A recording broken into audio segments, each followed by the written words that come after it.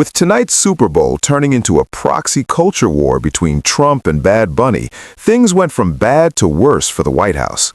Despite intense efforts from the right to vilify the halftime show and encourage viewers to change the channel, it became one of the most watched in history.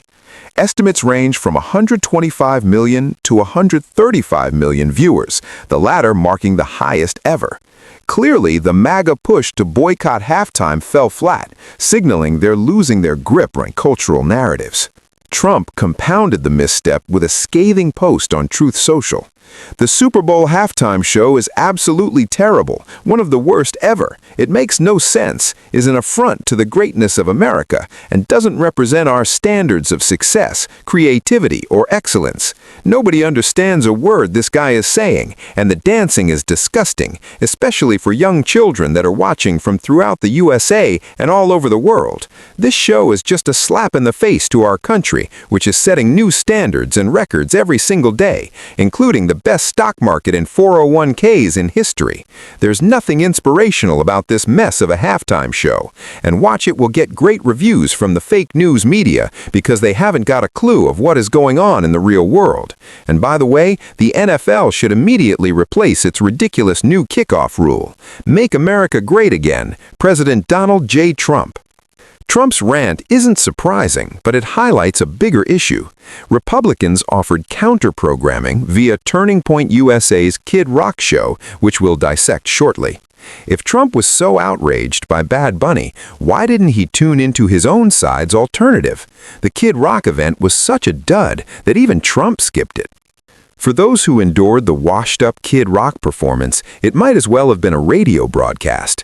Lyrics like, "The cheese with the chest with the northern lights and the southern comfort, and it don't even matter if your veins are punctured. All the cracks, your critics, the cynics, all my heroes, all you bastards in the IR cops, and the club of the day," raised more questions than answers.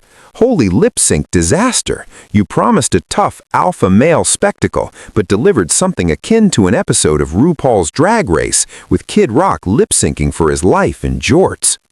Compounding the right's woes, not only did Bad Bunny draw record crowds while Kid Rock floundered, but public support poured in for the halftime star.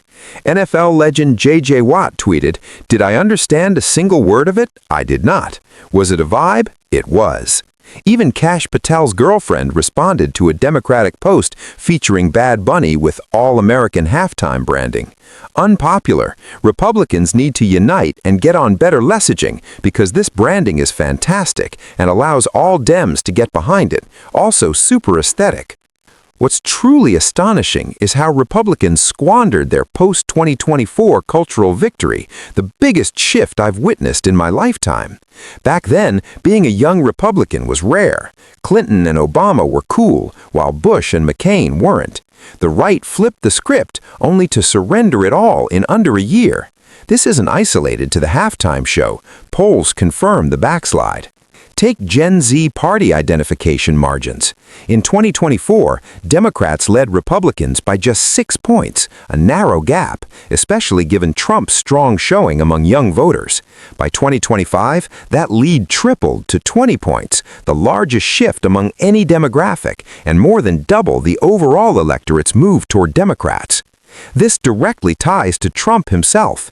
His net approval rating among Gen Z started at +10 in February 2025, a month into his administration. By now, it's plummeted 42 points to -32, a staggering drop for such a volatile group. It's as impressive as the GOP's initial gains among youth, and just as quickly erased. Now the right is reduced to partisan gripes about not understanding Spanish, demanding pandering to enjoy themselves. Clay Travis tweeted, "Would any other country in the world have their signature cultural event in a foreign language? I legit have no idea what just happened."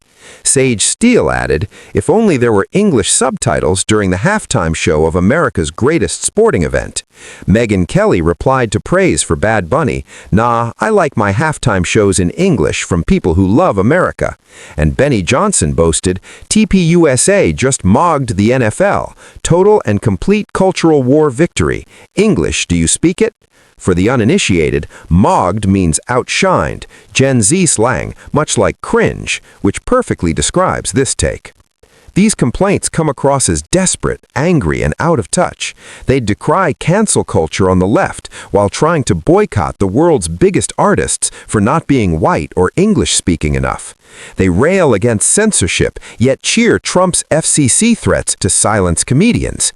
They condemn pedophile cabals, but block full Epstein file releases. Spot the pattern?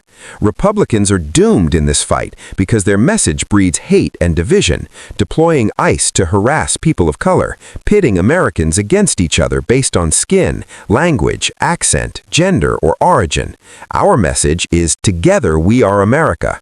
That's far more powerful and resonant, and the polls prove the country is wary of the alternative. Expect the GOP to double down, but the tide has turned. If you enjoyed this, subscribe to the channel for more independent media. Buttons right here. In this era where the administration can pressure platforms to suppress critics, my reach depends on tech billionaires who've already shown favoritism. Sign up for my free newsletter, link here, to stay connected directly.